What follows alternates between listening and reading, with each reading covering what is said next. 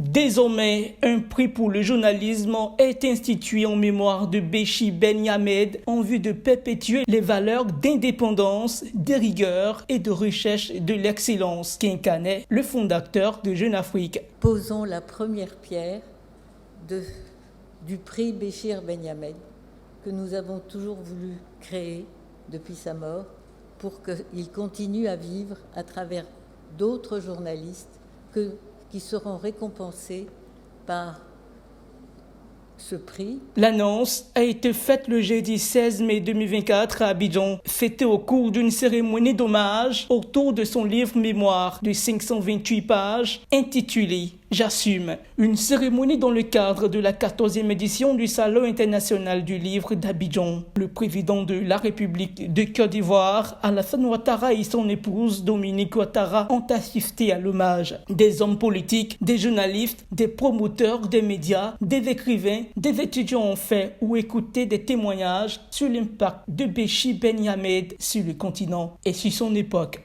J'ai encore en mémoire la une de l'hebdomadaire du 14 au 20 novembre 1980, et je cite, dont le titre était « Le Premier ministre en Côte d'Ivoire, pourquoi Houphouët a choisi Ouattara ». Notre pays était à la croisée des chemins et le président de la République d'alors, visionnaire, hors pair et père de la nation, notre regretté Félix Houphouët-Boigny nous donnait un homme d'État, Alassane Ouattara.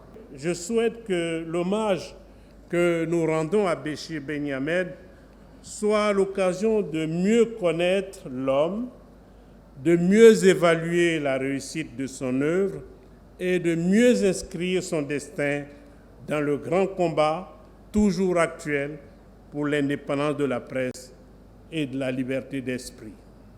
Notons que le journaliste émérite, président fondateur du média Jeune Afrique, Béchi Ben Yammed, a définitivement rangé la plume le 3 mai 2021, journée mondiale de la liberté de la presse, à l'âge de 93 ans. Le premier lauréat du prix, Béchi Ben Yammed, sera connu dans 12 mois.